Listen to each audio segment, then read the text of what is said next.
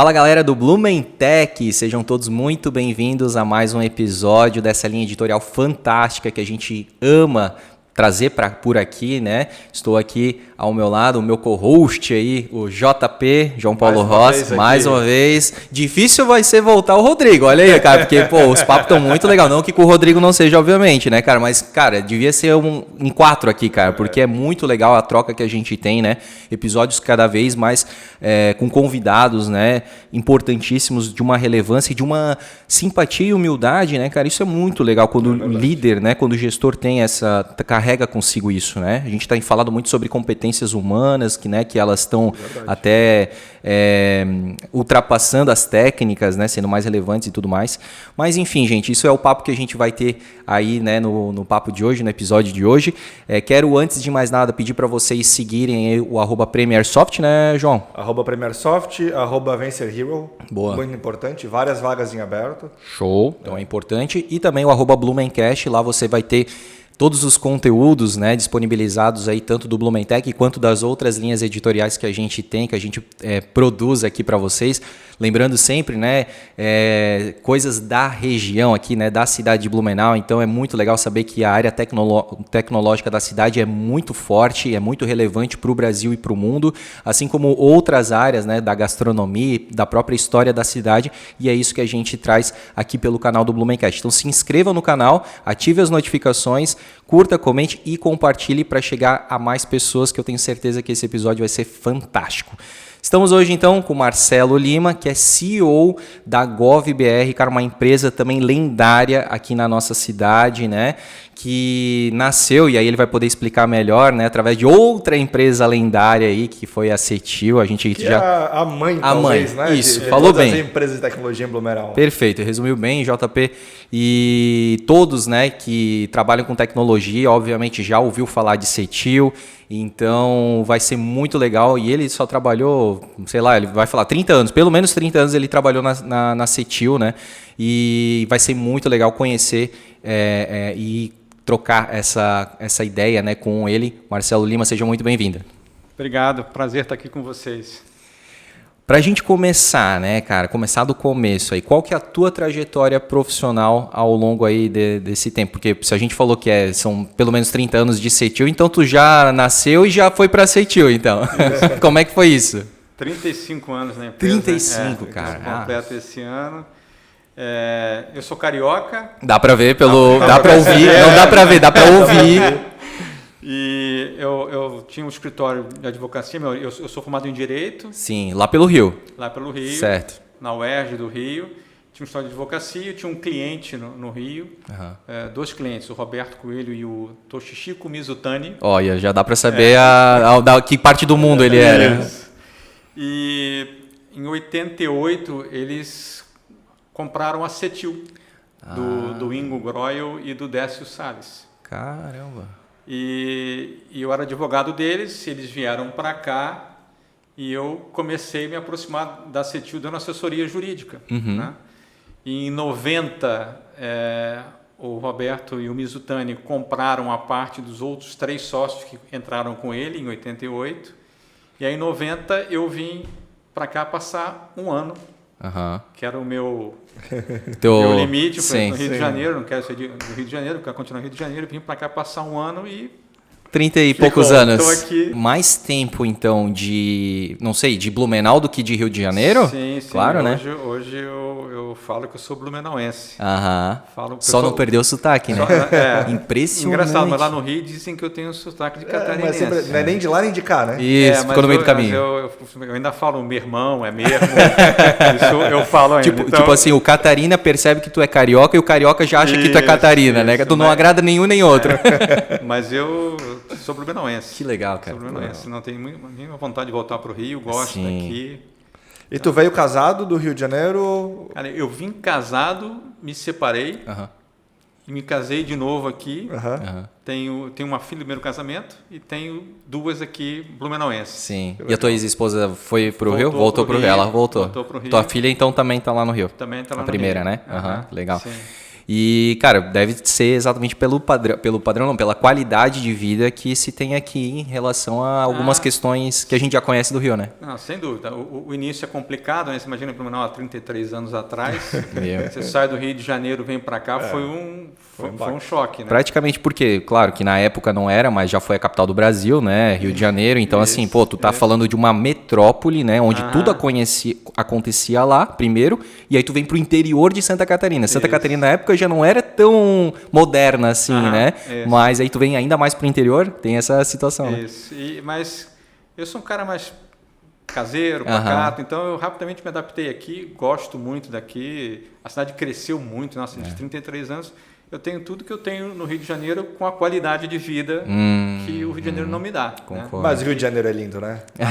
Continua lindo, né? Como diz a música. Eu vou visitar o Rio. Né? Uma semana, passo lá e volto correndo pra Perfeito, cá, né? Vida perfeita, né, cara? Vida de turista lá. Vou trabalho, é rápido e volto. As coisas do dia a dia que são mais chatas, tu acaba não sofrendo, né? Exatamente. Cara, e aí, né, falando então de... Eu nem sabia dessa transição, dessa compra, né, da Cetil por esses dois sócios, né? Mas eles entraram em 5, pelo que tu falou, né? Depois eles acabaram... Eram 3 paulistas e 2 cariocas. Entendi. E aí, depois de 2 anos, os paulistas saíram, os cariocas compraram a parte dele. Perfeito. E em 94 ficou só o Roberto, o Mizutani saiu também. Certo. Então, o Roberto ficou agora até... Mas eles eram da área de tecnologia? Eles tinham uma empresa de tecnologia no Rio de Janeiro. O Mizutani era mais de tecnologia, o Roberto era mais empresário, empreendedor, como foi a vida inteira dele. Viu como uma oportunidade de negócio. Oportunidade, Aliás, a Cetil surgiu ofereceram para ele a Cetil Rio, que era uma filial do... Daí ele falou, não quero só Rio, eu quero tudo. Não, aí, na verdade, ofereceram para ele isso, ele falou assim, não, ok, estou interessado. Aí o Ingo Groyle e o Décio Carlos falaram, não, eu só vendo tudo. Ele tipo assim, né, foi truco, pediu 6 e aí... Ele falou, vamos nessa. Leva tudo. Cai. Mostra aí o que tu tem e tal. E foi mesmo. Cara, que impressionante, assim. Então ele já... O Mizutani, né? Mizutani. Ele já tinha, então, essa experiência de tecnologia e tudo mais. Isso. E aí, cara, como é que foi essa transição? Acho que é importante, com certeza tu deve conhecer a parte do início da Cetil, né? Sim. Como é que foi? Fala pra gente, pra quem não conhece. A Cetil começou em 69. Caramba. Né? E naquela época... você trazer computadores de fora era impossível, né? Você tinha reserva de mercado, era muito difícil, tudo muito caro.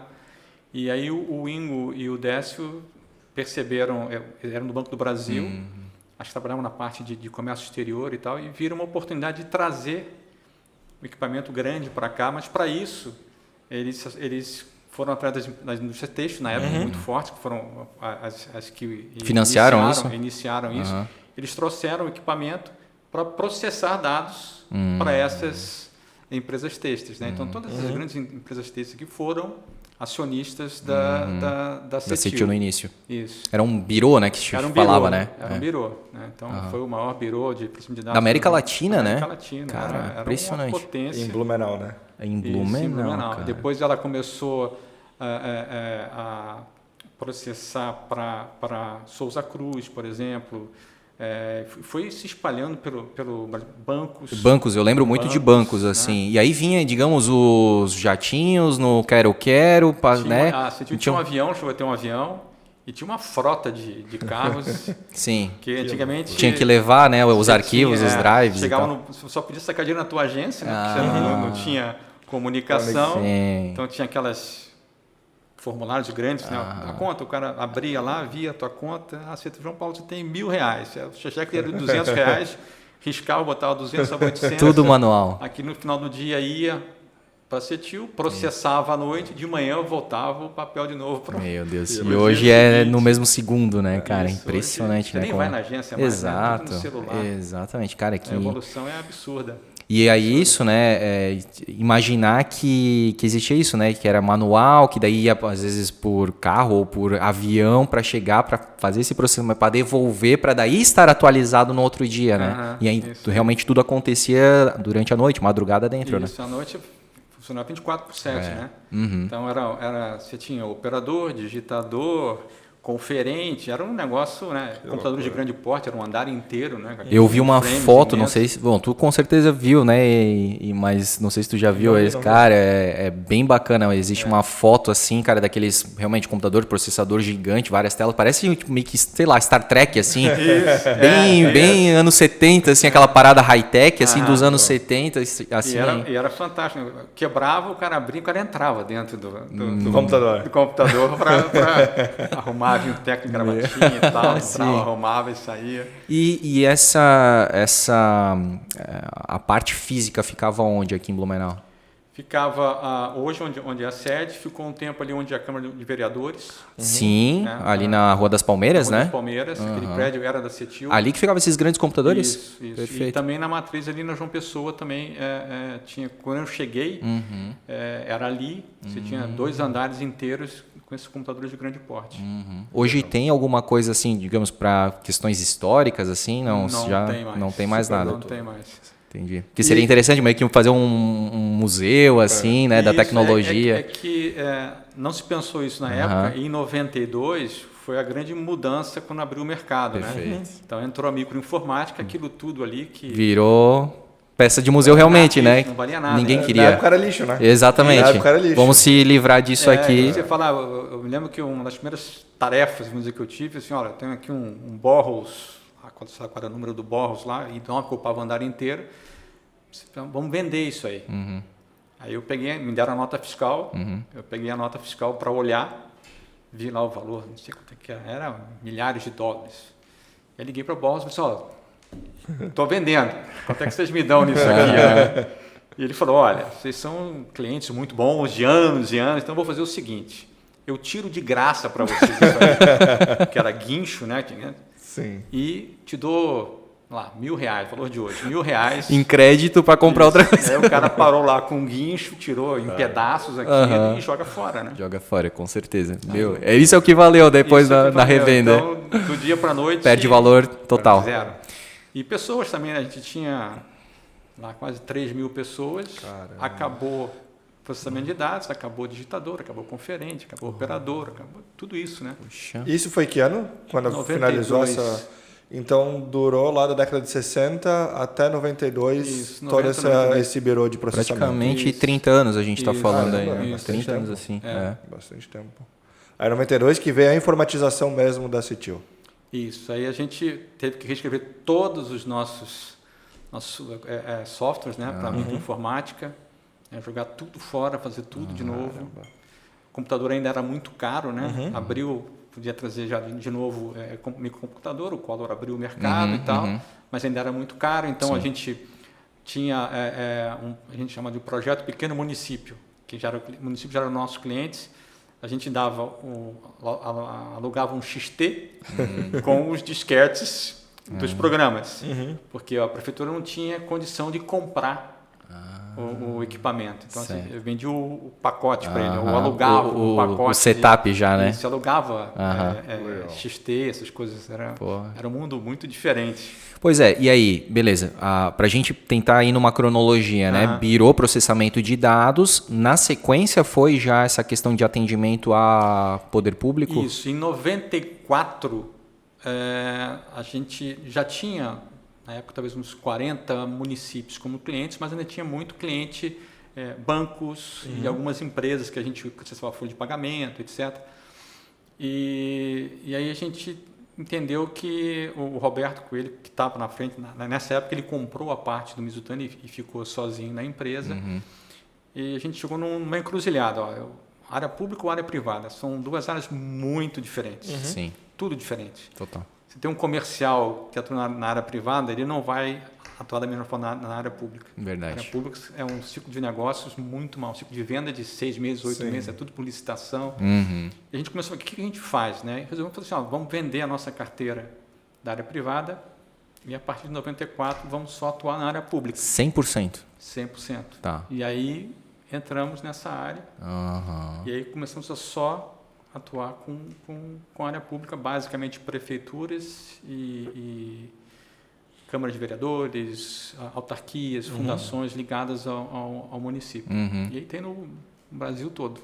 E aí essa venda de carteira do privado foi para várias empresas? Foi para uma empresa específica? A gente tinha uma carteira de revenda de bebidas que a gente vendeu na época para a HBCs, claro, para o João Luiz. Meu. Né? E depois eles foram avançando e tal, virou Ambev. Olha só, mais uma que a gente nem fazia ideia que veio da CETIL.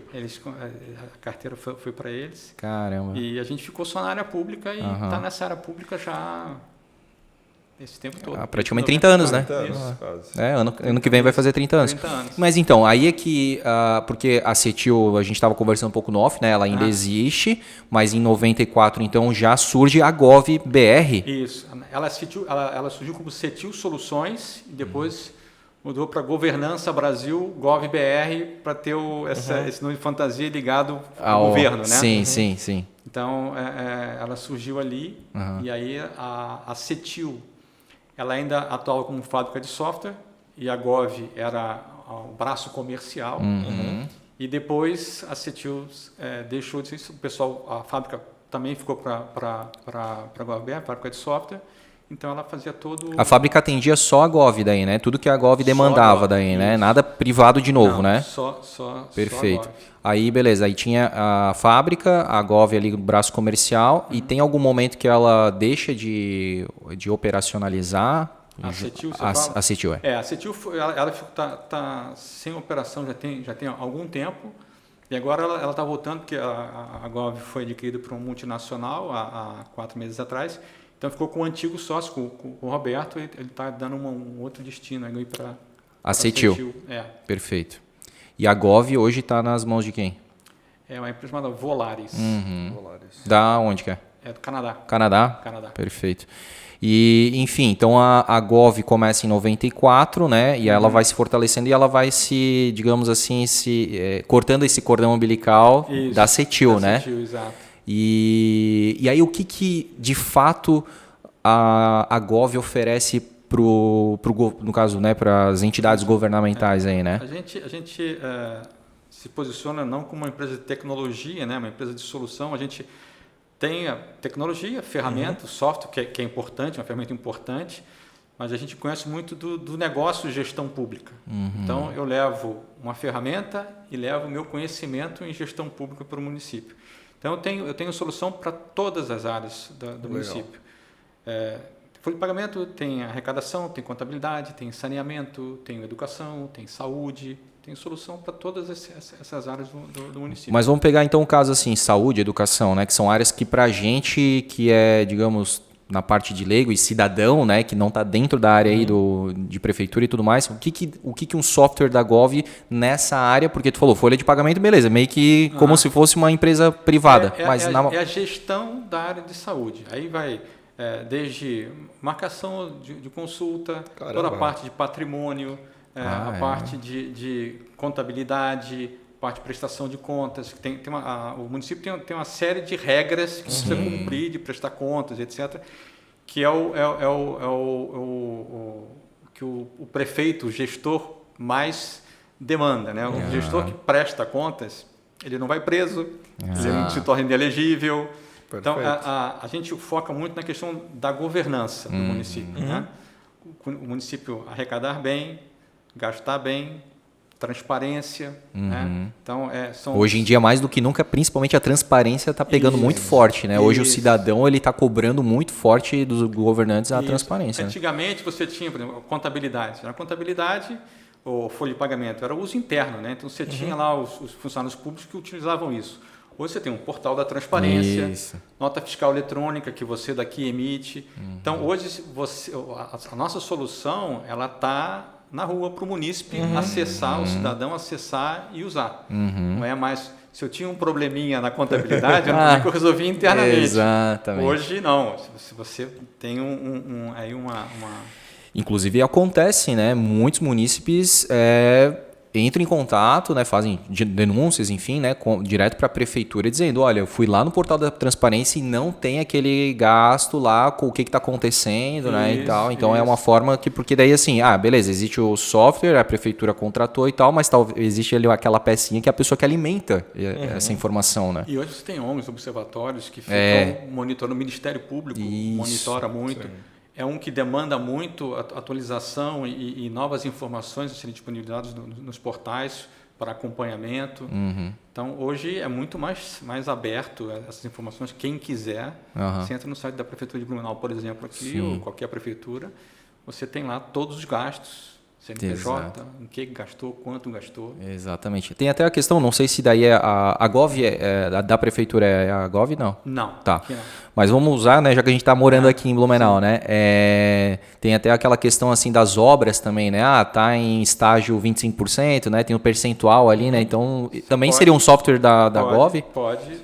A gente tem um site que faz controle e acompanhamento de obras, né, do gasto. E essas informações todas podem ir para um portal de transparência. Nossa, legal.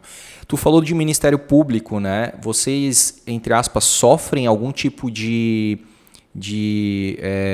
fiscalização? Fiscalização tem um outro nome, né? Quando chega uma empresa meu Deus, eu esqueci o nome. Auditoria. Do Ministério Público? Não. O Ministério Público é um órgão regulador, fiscalizador. E ele acompanha para ver se tem alguma irregularidade, por exemplo, na contratação. Né? Então, de vez em quando você recebe uma notificação, me explica isso aqui, você vai lá, explica, resolve o problema.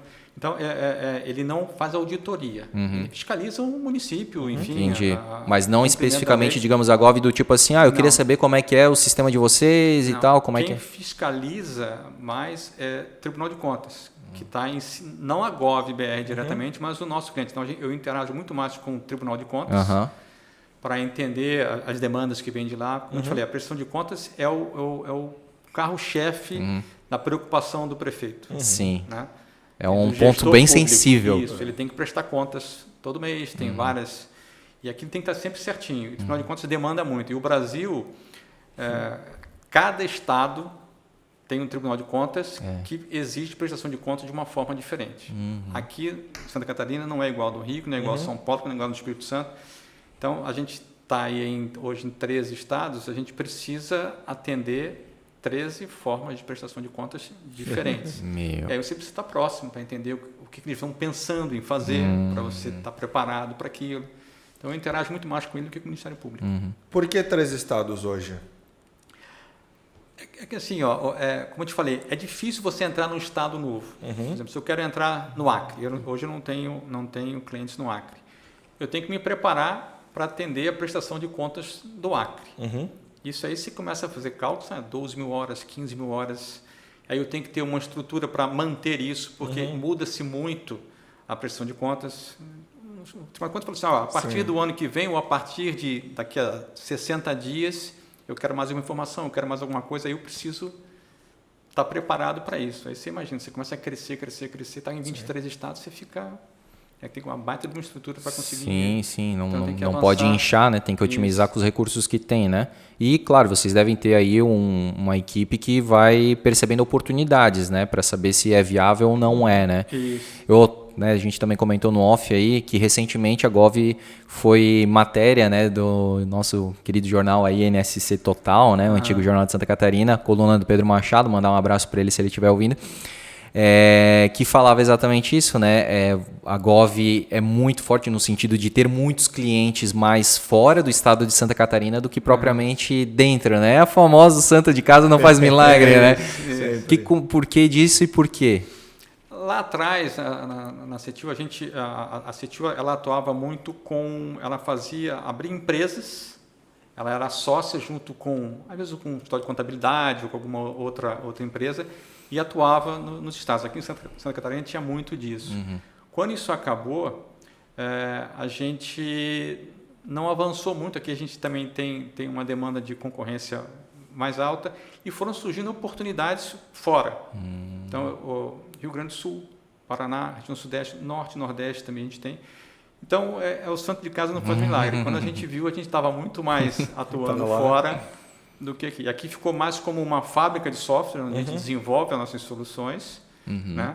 Do que efetivamente uma atuação mais forte. Aqui a Gov só usa Santa Catarina e Blumenau como grife, porque né? Porque tu fala que é de Blumenau, abre portas, né? Exatamente. Realmente já tem uma chancela de que é honesto, que é transparente, que né? Tem toda essa questão, né? E aí acaba de certa forma se tornando mais fácil, né? Vender a empresa, né? No sentido de oportunizar negócios lá fora, né? Em outros estados, né? Sem dúvida. Como é que é a questão só do share, assim, em termos de o que mais São Paulo? Qual que é o estado que a Gov tem mais clientes? Rio Grande do Sul. Rio Grande do Sul. Eu tenho Rio Grande do Sul, Paraná, São Paulo, Minas Gerais, Rio de Janeiro. Região Sudeste, Sul-Sudeste são as mais fortes. E Norte e Nordeste a gente tem alguma participação também. E aí é mais focado em alguns estados, no norte em alguns estados, né? Pará e Amapá. Nordeste a gente já teve um espaço maior, agora não tanto. A gente está mais em Pernambuco. Como é que é a questão do planejamento estratégico? Vocês estão mirando, digamos, né, para dentro do estado agora, nesse momento? Ou vocês miram em estados que vocês diminuíram presença? Ou em outros estados que vocês nunca tiveram presença? A gente tá mantendo o que a gente tem hoje, Tá. né, dos estados. Como eu te falei, não dá para a gente pensar em crescer muito, né, tem que ser bem Pé no devagar. Tem que ter uma estrutura por trás parruda aí para entrar num estado novo. Né? A gente aprendeu também que não adianta você ter a distância. O cliente na área pública, ele exige que você esteja perto. O olho no olho. Né? Então, você tem que estar lá perto, você tem que estar próximo dele. Então, é muito difícil você... vou ter um cliente no Acre ou no Ceará, mas eu vou atender ele de Blumenau. Não vai. Não vai rolar. Não vai. O Brasil é muito diferente, são regiões assim... Culturalmente, né? Culturalmente muito diferente, então você tem que ter... Proporções continentais, né? Isso, você tem que estar próximo dos clientes. Mas uma coisa, né, que o Marcelo falou, e tu deve ter sentido isso na prática, já que tu esteve, né, nos Estados Unidos, e tu já tem um convívio, né, muito forte com os Estados Unidos, uma proximidade, assim, que lá também, né, são os Estados Unidos, já está falando o próprio nome do país, né, são estados, de certa forma, interdependentes, que tem as suas próprias legislações e tudo mais, né? E funciona muito bem, digamos assim, tem as legislações próprias, mas também na parte boa sabem ser independentes, né? Para as coisas boas. Aqui é meio que ao contrário, né? Para as coisas burocráticas, a gente, beleza, cada um tem a sua, mas na hora de, digamos, cada estado ter a sua própria, digamos, o retorno do tributo que gera, em proporção ao PIB, não volta, né, cara? É o lado ruim, né? Só o lado ruim, só fica com o lado ruim, exatamente. Pô, não, o Brasil gosta tanto de copiar os Estados Unidos, mas nessa parte não copia, né? Copia só algumas coisas. Né? Só o que lhe convém. Eu queria voltar um pouquinho na tua história. A gente começou falando quando tu chegou aqui em Blumenau. E como é que foi a tua jornada por dentro da CETIL e GovBR? Eu vim como advogado, como assessor jurídico nesse processo da aquisição, do acompanhamento. Ali, quando mudou para microinformática, que saíram muitas pessoas, é uma mudança muito grande, então a demanda jurídica foi muito forte, então eu fiquei bastante tempo nessa área.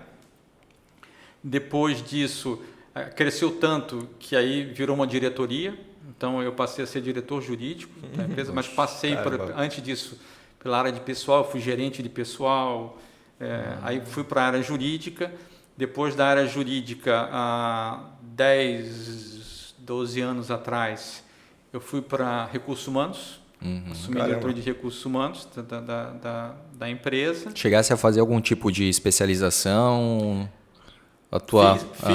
Fiz alguma especialização, até porque foi engraçado. Eu entrei na área de recursos humanos porque a gente estava com dificuldade de achar profissionais. Aqui na região, muito área de indústria, né? A gente é área de serviço, então é uma visão diferente, né? Muito diferente. E a gente teve duas experiências que não deram muito certo, e aí na época o Roberto falou assim, é você, Marcelo, acho que você é o cara mais próximo que tem, vai lá. E aí eu assumi, e aí comecei a me especializar, comecei a me aprofundar nisso, a gente fez um trabalho bem bacana em 12 anos, e há 3 anos eu assumi a presidência como CEO. Caramba. o antigo presidente saiu e aí o Roberto me convidou para assumir como CEO. E se tu for ver, né, cara, por isso que é tão legal fazer esse podcast assim do Blumentech, né? Porque a gente se surpreende, né, com a trajetória assim, pô, quem diria, né? Talvez para ti mesmo, né, Marcelo? Pô, o cara de advogado, mas é um profissional liberal. Aí beleza, ele entra, até aí alguns cases acontecem nesse sentido, mas cara, de tu olhar para departamento, que geralmente comercial tem muito prestígio, o próprio questão do desenvolvimento, talvez, né? Pô, mas o cara do departamento jurídico, cara, hoje é CEO, é presidente da empresa, impressionante, né? Não é comum, né? Não é comum, não é comum. Mas é isso, a gente vai... eu fui me envolvendo nisso, né? Quando eu vim para cá, primeiro, eu tinha um escritório no Rio, tinha outros sócios. A ideia era, como eu falei, passar pouco tempo e os meus sócios viriam também, a gente ia ficar... E aí eu comecei a entrar no dia a dia da empresa, passei a ser uma referência na área jurídica para a empresa, não mais os meus sócios. Depois de 3 anos, eu falei para o Roberto, né, para o Mizutani, olha, ou vocês me convidam, a gente faz um acerto para eu vir para cá em definitivo, eu vou voltar para o Rio, porque daqui a pouco eu não vou estar nem aqui nem lá. Sim. Eu vou sair da sociedade que eu tenho e vou não vou ficar aqui. E aí eu fiquei, e aí eu fui me envolvendo muito no dia a dia, em todas as áreas da empresa. Tive experiência na área administrativa. Sim. E aí você vai conhecendo, né, a empresa como a dinâmica, né? O dia a dia, né? Eu sempre viajei muito pelo Brasil, nas filiais, em clientes. Então você vai entendendo como a empresa funciona. A área pública é diferente, então você precisa também se especializar naquilo. Você vai começando a entender como se faz aquilo. E aí foi natural, né? Foi ficando. E é muito interessante porque no episódio anterior, né, JP, a gente falou com o Tomelin, da WK Sistemas, e ele falou, né, da questão que ele começou como bolsista, né, na FURB, foi a primeira experiência profissional dele, e depois ele entrou já na WK e ele ficou, né, tá hoje ainda 24 anos lá. E aí eu falei, poxa, que inspirador, né? O cara começa fazendo testes, né, dentro lá da WK, e hoje é praticamente, né, o diretor, né, executivo lá, ele é de mercado e produto, né, mas exerce uma função estratégica muito importante dentro da companhia.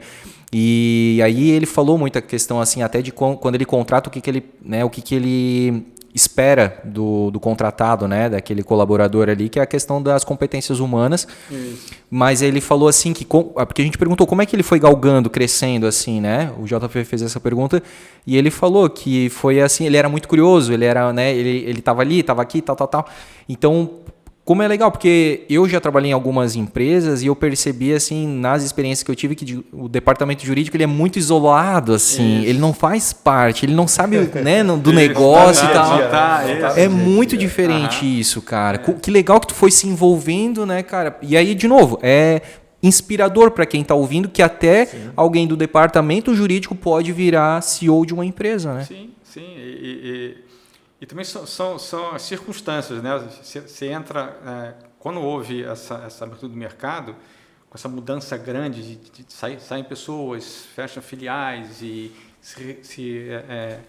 tenta se reordenar as coisas, né? Você começa, para você entender isso, você precisa entrar na operação. Então, não bastava eu estar com o Código Civil lá olhando, você precisa entrar na operação, entender como é que aquilo... O lado humano, eu sempre tive isso muito forte, eu acho importante. Não é só chegar numa filial e falar, pessoal, está todo mundo demitido, né? Você tem que conversar com as pessoas, tem que entender aquilo. Em muitas situações a gente realocou pessoas a gente tinha, por exemplo, em São Paulo, uma grande operação de impressão a laser de carnês de IPTU. Tinha um prédio lá de 8 andares que só fazia isso. Cara. E isso, de repente, acabou, né? Porque... um dos grandes responsáveis, no nosso caso, foi o Silvio Santos. É até interessante. Tinha um carninho do baú e tal. E ele montou uma estrutura de impressão de carnês que ficava muito tempo ociosa. Né? E aí, quando chegava no final do ano, que é a época de imprimir, ele falou assim, eu vou imprimir.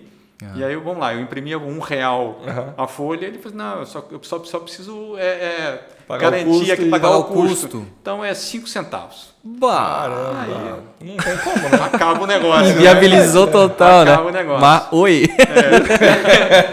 Hoje, então, isso nem carnê, alguns aqui tem ainda, mas você consegue acessar pelo site e tal. Sim.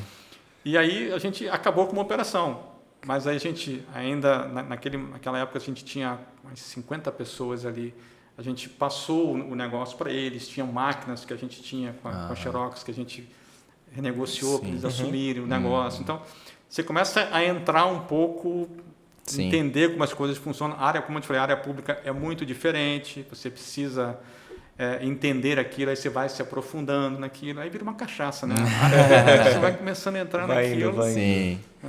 Cara, uma coisa até que a gente estava também, né, conversando no off, o JP falou a questão aí da como é que é a troca de governo, né? Porque como vocês trabalham com o governo, né, troca de 2 em 2 anos, né, municipal e depois federal, né? Como é que é isso para vocês? É sempre um desafio, né? Aquela adrenalina.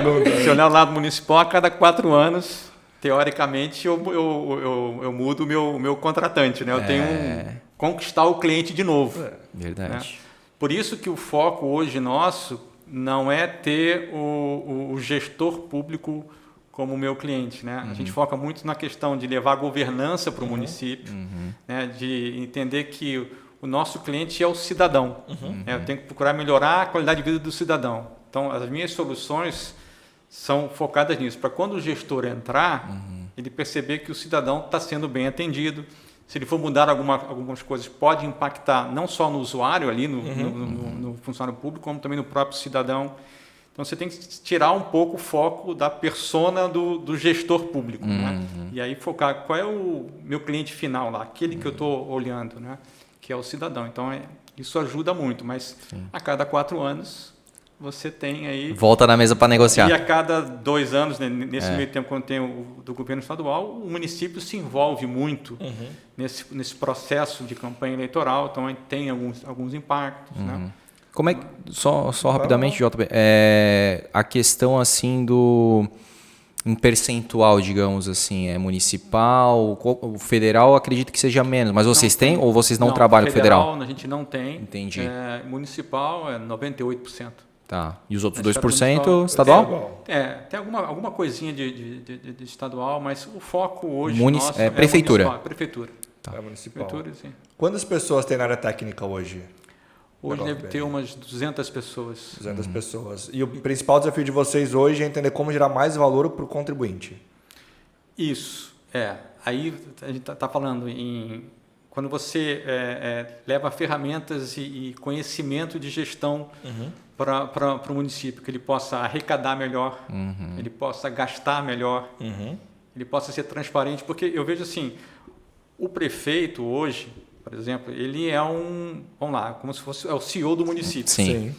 Dali, se ele quer crescer, se ele fizer uma boa gestão, ele vai ser um deputado estadual, um deputado federal, um senador. Ele tem uma carreira para seguir. Tem. Né? Então, a gente tenta levar isso para ele. Eu estou te trazendo uma forma de você gerir bem sua empresa, seu município. E aí você será reconhecido como tal e isso vai refletir nas urnas. Vai fazer você avançar.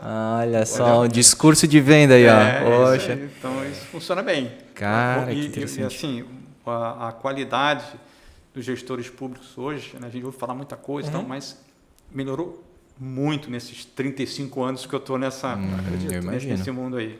Acredito até mesmo pela quantidade de informação que a população tem hoje em dia, né? Exatamente. No passado não tinha tanta informação para poder avaliar o desempenho de um gestor. Exato. A questão assim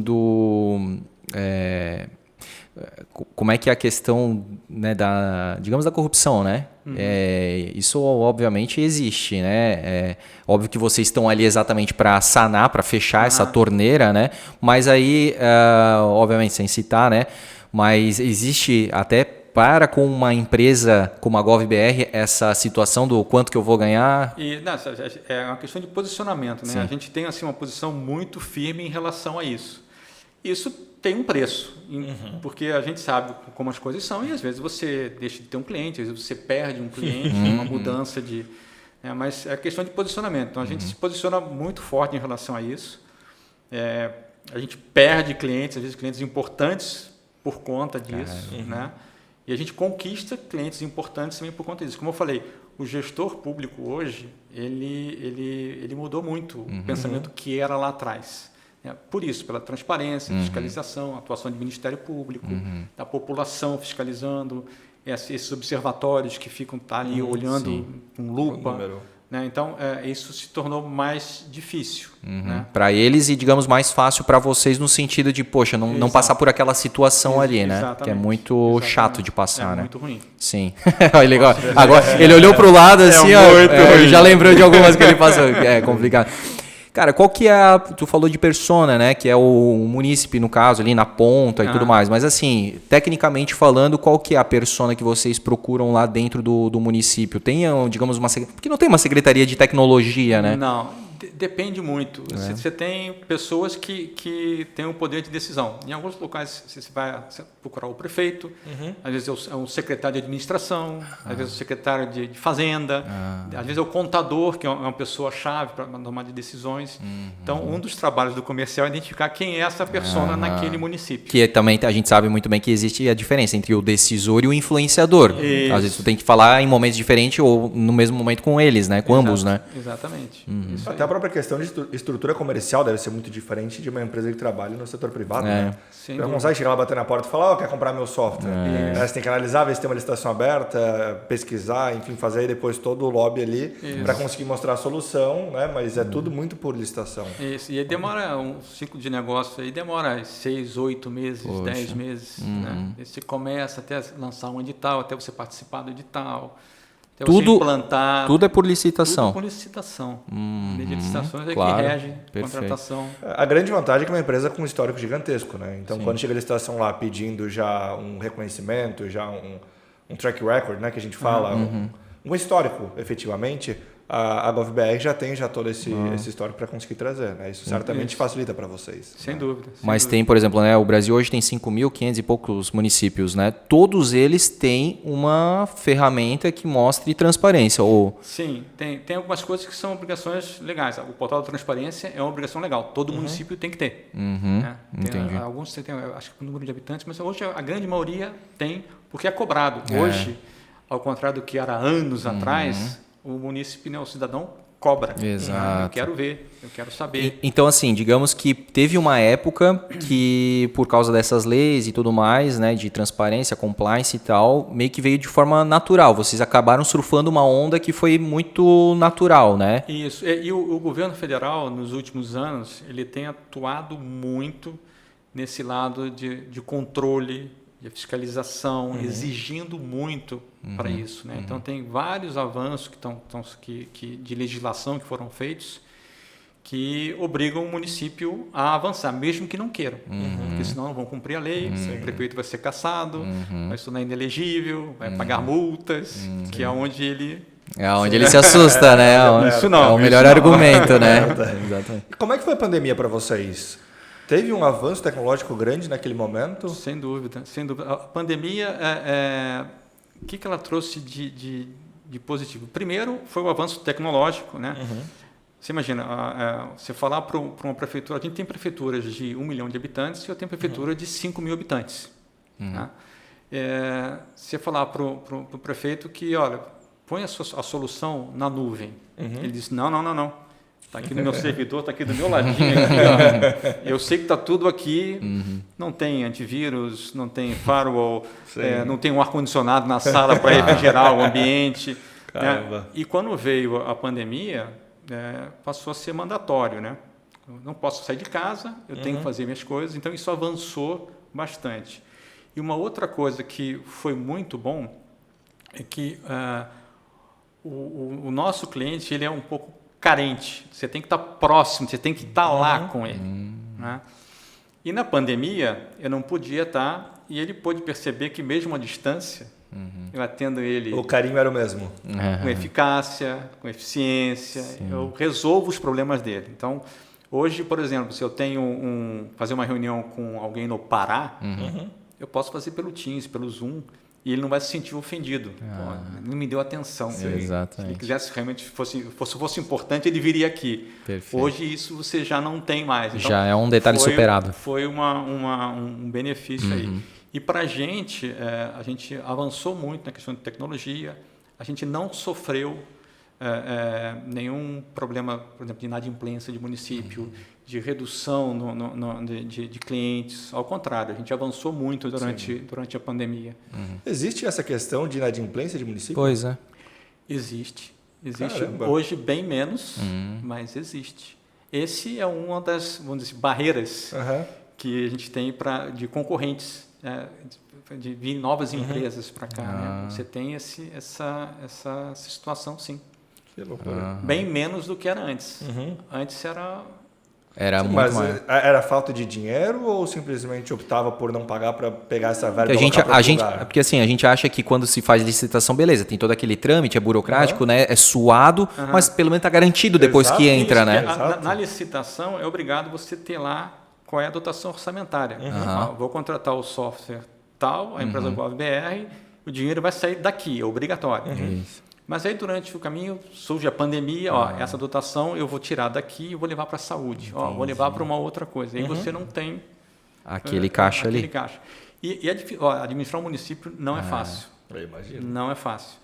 E a gente está ouvindo isso de alguém que não é, né, não é, digamos, eleito, né, cara? Isso. Não é um prefeito falando aqui, porque não é papo de político, né, cara? É alguém da área privada, né? O município, ele recebe muito pouco de volta do que ele arrecada. E tem uma demanda absurda, né? Tudo acontece aqui na cidade. Na cidade, perfeito. Né? O primeiro lugar que as pessoas reclamam é aqui, né? Exato. Independente se o problema é estadual ou federal, vai reclamar com o prefeito. Você pega na área de saúde, né? Que é uma coisa que não é incomum.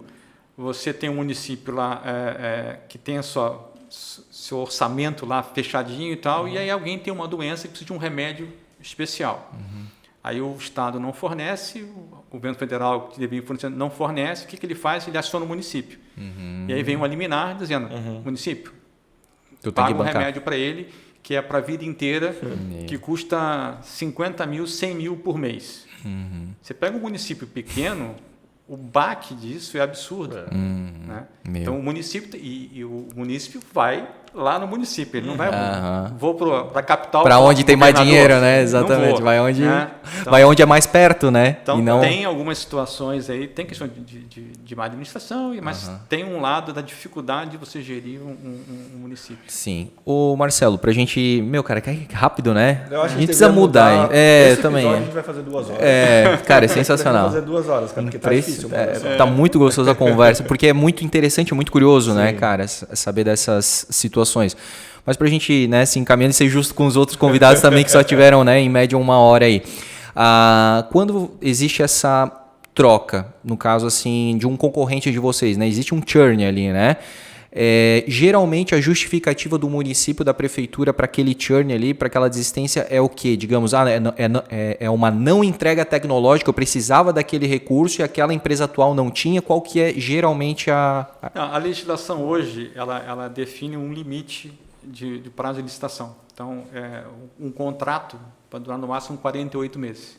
Então, em 48 meses ele tem que licitar de novo.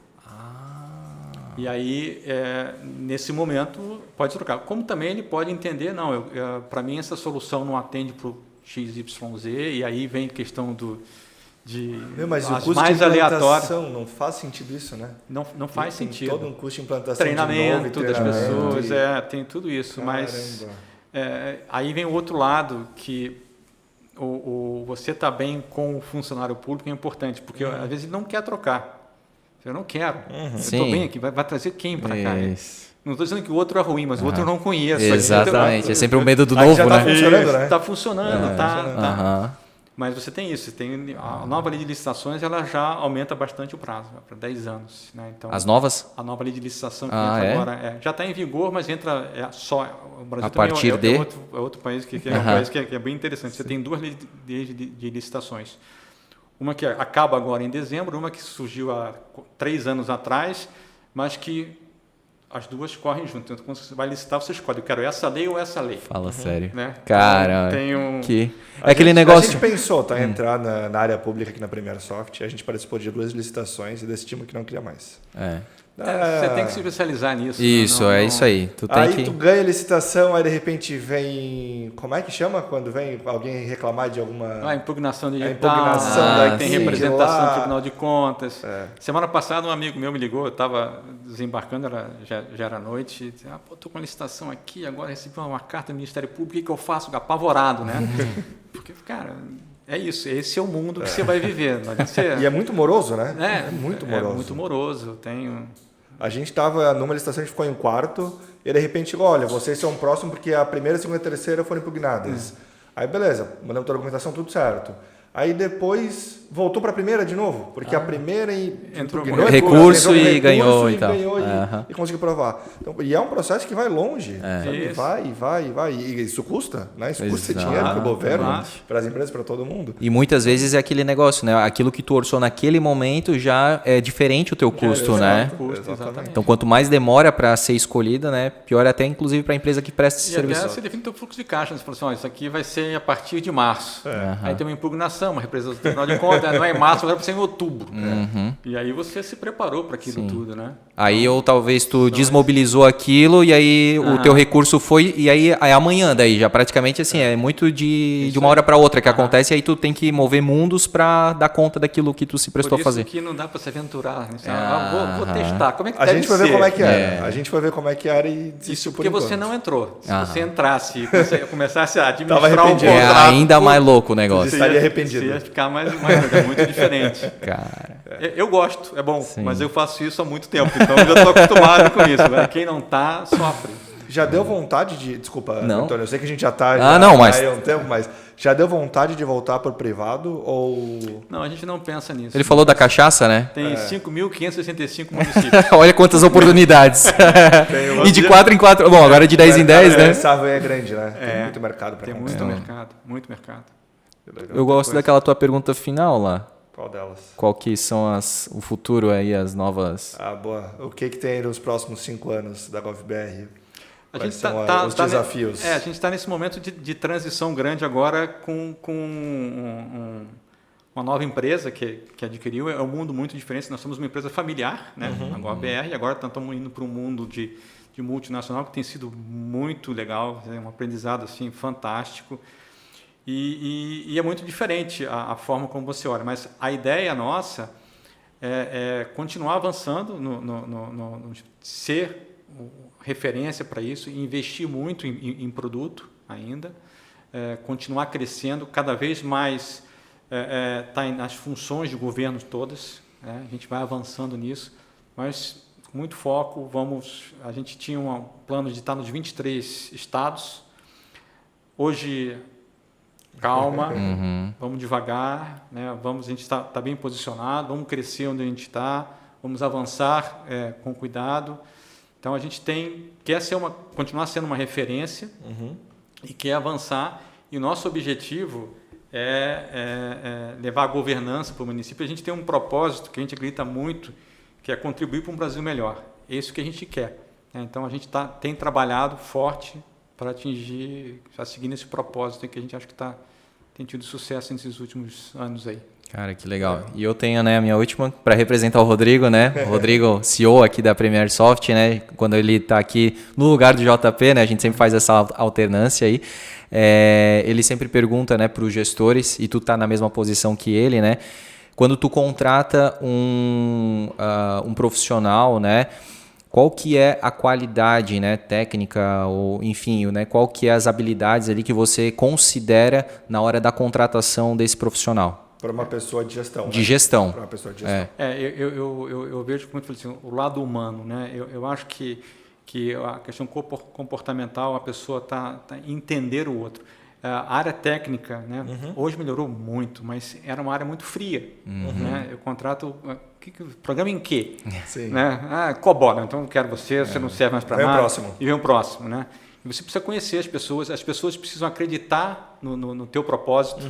Eu falo, para a gente, o nosso propósito é muito importante. Então, eu quero pessoas... Hoje, quando eu estou entrevistando alguém, e é muito legal isso, a pessoa pergunta, qual é o teu posicionamento em relação à corrupção, a uma licitação? Esse é um cara que já me chama a atenção. Legal, é um cara que tem um propósito, um cara que tem valores, ética.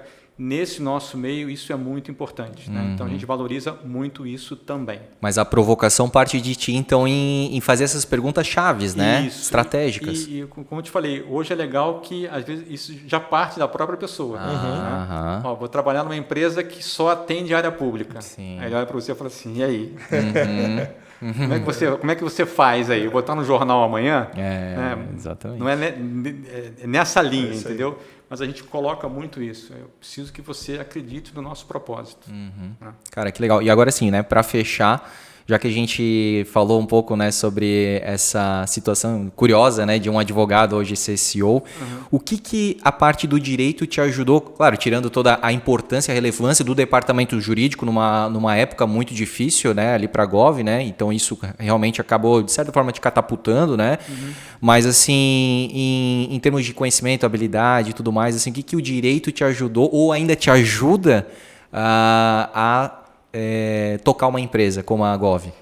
Tem um lado da negociação, né? O advogado tem muito isso. E tem uma outra coisa que quando tinha um escritório a gente brincava muito. Toda história de advocacia tem que ter um departamento de mágicas e invenções. Sempre surge alguma coisa que você precisa, né?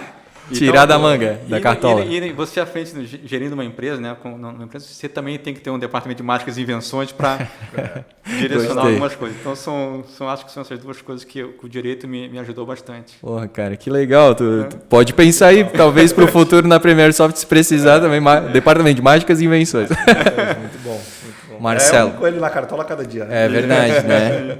Cara, fantástico o papo contigo aqui, gostei demais, acho que o JP também, excelente. Né? Obrigado. Cara, te agradecer muito mesmo, assim, é muito legal a gente conhecer um pouco mais a fundo empresas clássicas, né, super tradicionais aqui da nossa região, que a gente ouve falar muito, mas ter esse olho no olho, assim, um pouco mais de conteúdo, né, pra gente realmente é muito legal, cara, então te agradecer primeiramente, né, e desejar muito sucesso na tua carreira e muito sucesso pra Gov. Muito obrigado. Foi um grande prazer estar aqui. Eu gostei muito da conversa também. Tamo junto. E aí, JB, gostou também? Cara, sensacional a conversa. Conhecer um pouquinho mais aí da mãe, né, das empresas. É verdade, cara. E dessa pessoa sensacional, Marcelo. Simpático, né, cara? Muito. O Marcelo é fantástico, cara. Um sorrisão. Carioca. Né? A gente exatamente. Carioca é gente boa e tal, né? Tem uma conversa leve e tal, descontraída. Que legal. Sensacional.